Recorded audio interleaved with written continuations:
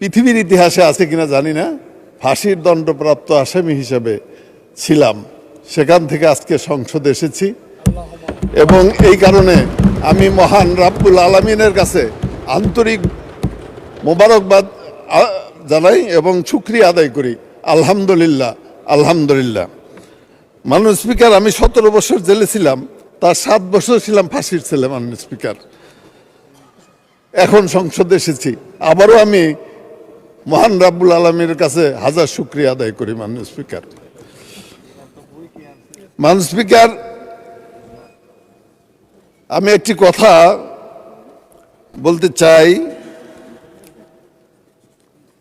আমি সাথে সাথে জুলাই সনদ, জুলাই বিপ্লবে যারা অংশগ্রহণ করেছেন, আমার এলাকারও 4 জন নিহত হয়েছে।